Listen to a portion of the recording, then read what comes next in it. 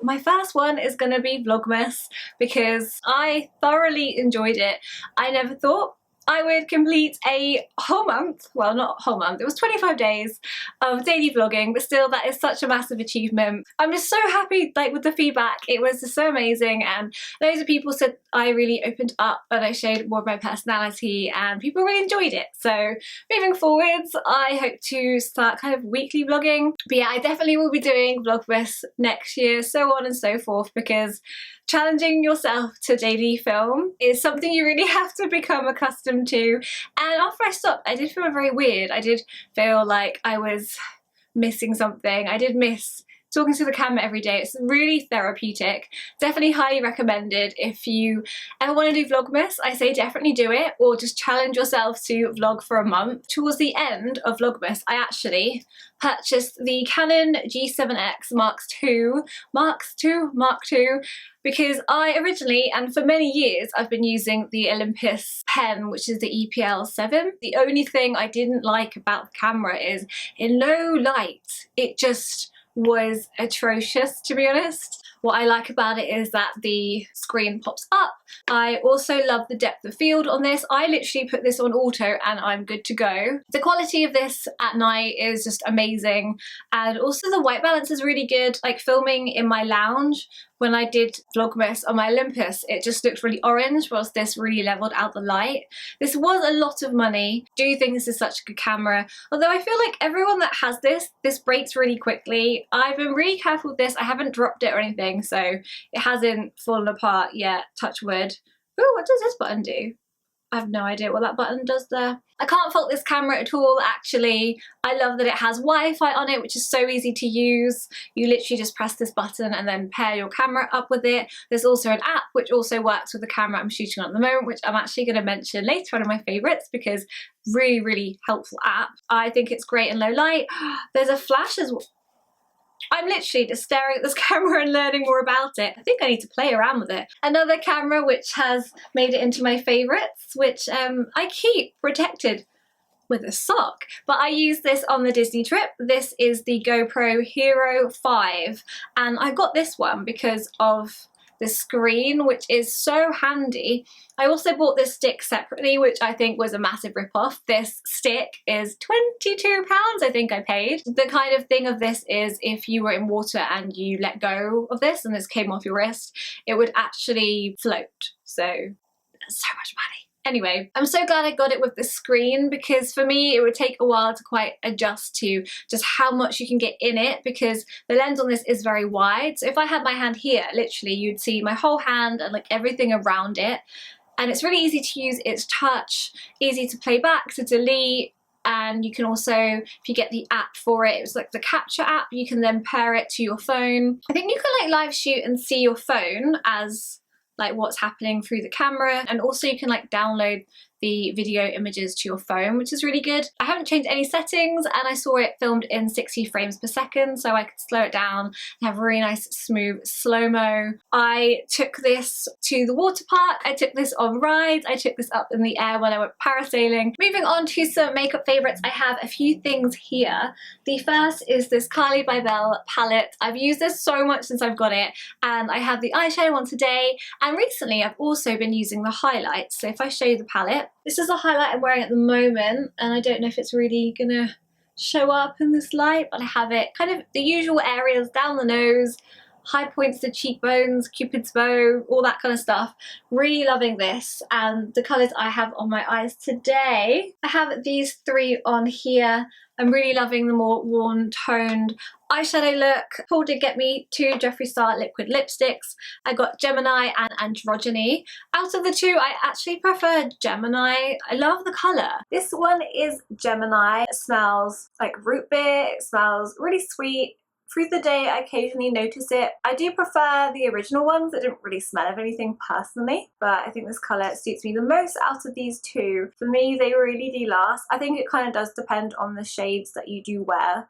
because I do find some last better on me than others. I do love androgyny, but on me it's just kind of darker than I expected. I think it's just I am so pale at the moment. Like, I'm so pale. I actually don't mind it now my hair is this colour. I think it does go with my hair better now that it's blue than when it was more blonde. Androgyny kind of just smells a bit weird and slightly chemically to me. And since then I have actually got two more. I got Sagittarius and Doll Parts. I haven't even opened these yet. Deceased is something I really want to try and get.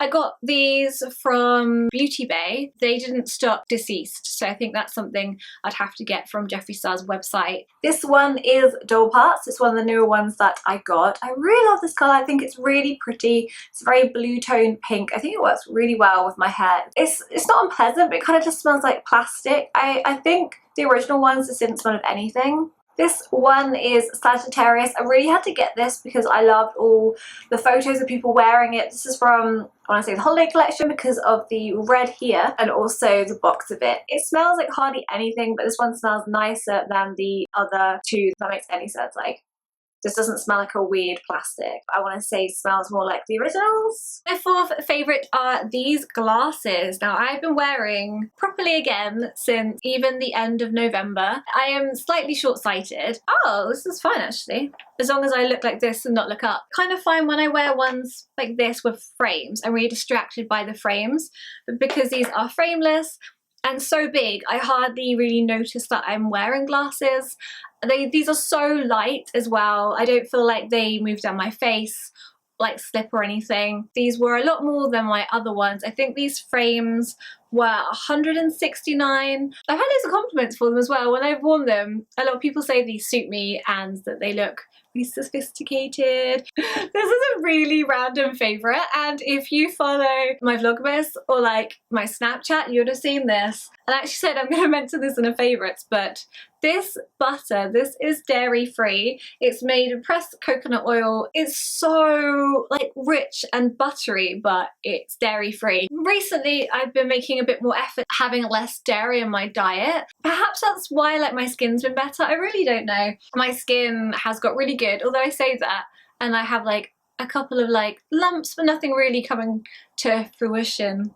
Is that the right word? I don't know. But like here, skin texture is much better. My sixth favourite is just spending time with my parents. My mum, she is Chinese, and I know that she has a lot of names. Like, she has her English name, then she has her Chinese name, and then there's a name that they call her there. And I was just baffled, so I was getting her to explain that all to me. I find it just amazing when they say their full name. They say their surname first, and then their middle name. My mum and her family, all her brothers and sisters have the same middle name apart from her youngest sister. She's a different one because she's the youngest. So majoritively of them, their surname and their middle name is the same, and then the last bit of the name to us is their first name. Obviously I'm not living at home and I see my parents like kind of once a week now, but it just makes you really just appreciate the time when you do go back and see them because they're not there all the time. Seventh favourite is the TV show Westworld. Everyone was going on about it, so we had to watch it. The twists and the turns in it, it blew my mind. I don't want to give the story away if you've not watched it yet. If you're going to watch it, I highly recommend doing so. I can't wait to watch more of it. Really addictive viewing. I love when that happens. I love when people are like, oh, this TV show is so good. And you watch it and it really is that good. Sometimes I'm a little bit apprehensive in getting on board with a show that everyone's talking about because sometimes I'm just worried that it's hyped up so much that in my head I'll have this like massive expectation and I'll watch it and then be like, but not at all. Like, I thoroughly enjoyed it. Moving on to my eighth favourite, it had to be the Disney trip that Paul and I went on. We were invited along to the Disney press trip and we went to Florida. We went to the parks. We did 5 parks as one of the water parks wasn't open.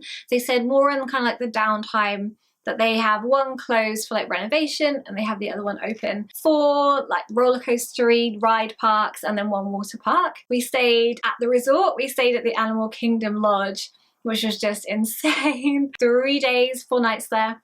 Then we did the Disney Dream cruise to the Bahamas. Getting insane. We went to islands, went to Castaway Cay, Disney's own private island, on the incredible Disney Dream, which is 14 floors, and there's even a water slide around it which we went on, and I've got so much footage of like the whole trip, running around like a kid, because these kind of opportunities I'm just so thankful for, because growing up I didn't get to go on these kind of holidays. I have friends that went places, like I didn't have my first holiday with my family till I was 19, so being able to like do this as I've got older, I feel like I'm making up for all dreams of like, please can we go to Disneyland or like somewhere. Just so thankful I got to bring Paul along as well.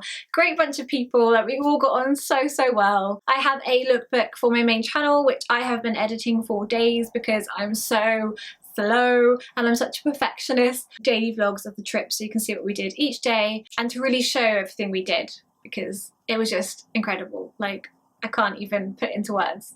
My ninth favourite is the app, the Canon sharing app I was mentioning earlier on. I'm using it right now while I'm filming actually. So I can actually see myself like filming, I can check that I'm in focus, I can change the ISO, aperture, shutter, change whether it's autofocus, because on the Canon 5D Mark IV there is autofocus, which is great. You can switch between photos and video, and you can change the focusing as I mentioned. So if like I put my hand forward, I can then move the focus to that. And yeah, it's the same app I use as I said for the other camera, and it's free and it's actually really good. Previously, if I would shoot with my camera set up to my laptop, the laptop just gets really loud, sounds like a hairdryer, and it just no. So this is a much better alternative. But if you do use this app, then I find keeping my phone screen won't like automatically lock, so just change that to never. I then plug my phone into a power bank so I'm not using up all my battery, and then I'm good to go. My last favourite is a song which I wrote down because I didn't actually know who it was by till I just looked it up, but it's the Cameron Hurley cover of 1975 Girls in the style of Blink-182 Enema of the State. It's so good. Paul has been listening to it and he's been listening to it so much. It's just so odd because I was like, I know this song, but it feels really different. And then it clicked that it was 1975 in the style of Blink, but like old Blink. And it's just so catchy and you can sing along, even though it sounds a bit like something you've heard but you haven't heard before. So really good. So really good. Great explanation there. I'll link it below so you can all listen to it because it's highly addictive, and I've heard that Mark Hoppus loves it. Loads of people are sharing it. It's definitely worth checking out. Those are my favourites. I feel like I've spoken for so long that I'm also filming with natural light that it's probably got progressively darker since I first filmed. But I hope you enjoyed these favourites. Please comment, like and subscribe, and thank you for watching.